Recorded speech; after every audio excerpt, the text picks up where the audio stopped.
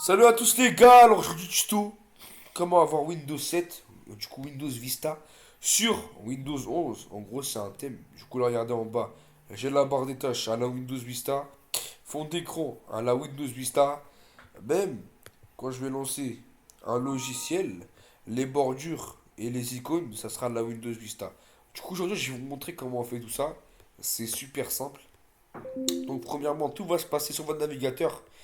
Microsoft Edge ou Opera ou Google, peu importe. Vous allez taper Retrobar, donc Retrobar. Tac, et vous allez du coup installer l'application Retrobar. Une fois que vous l'avez installé, tac, on va installer une deuxième application qui s'appelle cette fois-ci R8P. Donc Revert 8 Plus. Donc tac, on va l'installer aussi. Alors comment installer l'application parce que le site c'est un peu le bordel.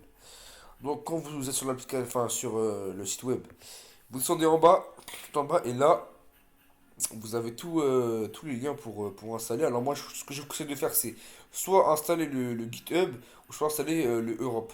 Les autres, parce que les autres, c'est pas, ça ne regarde pas, à part si vous aimez parler anglais, etc., bref, Amérique et tout. Sinon, Europe ou GitHub, les deux, c'est les meilleurs. Du coup, voilà. Ensuite, une fois que vous avez installé Revert 8 Plus et Retrobar, tac, on va aller sur du coup le truc des fichiers et trouver les fichiers du coup qu'on a besoin de truquer.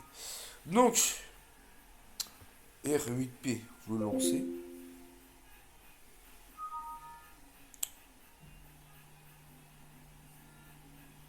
Une fois que vous l'aurez lancé, normalement ça vous demandera des droits. Si tout se passe bien. Donc, une fois que vous avez fini d'installer l'application, normalement, ça vous l'a lancé. Donc Reaper Plus, tac, vous appuyez sur Next.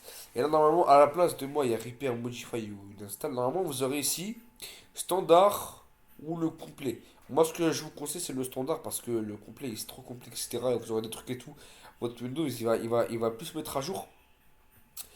Ça va plus casser votre PC qu'autre chose. Ça sera chiant.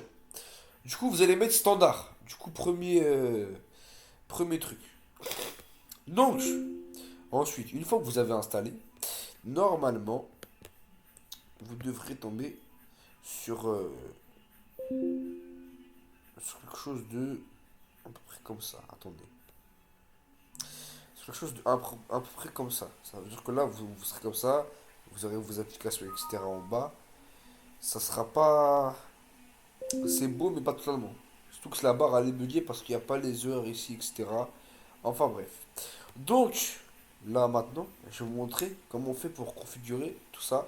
Justement, grâce à Retrobar.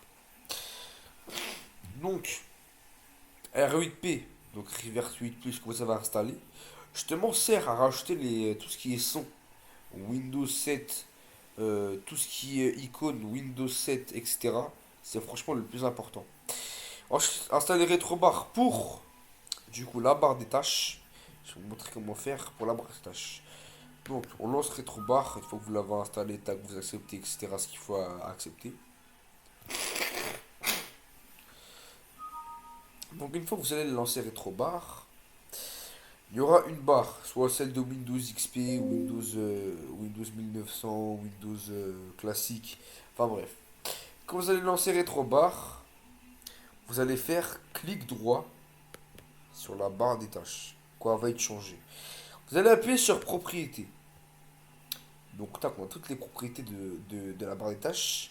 Et là, dans thème, on pourrait changer du coup qu'est-ce que vous voulez comme barre des tâches. On peut avoir la Windows XP Blue qui va vraiment pas mal avec le fond d'écran, etc.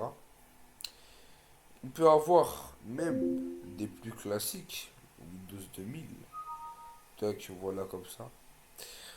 Ou comme moi j'ai mis Windows Vista Aero.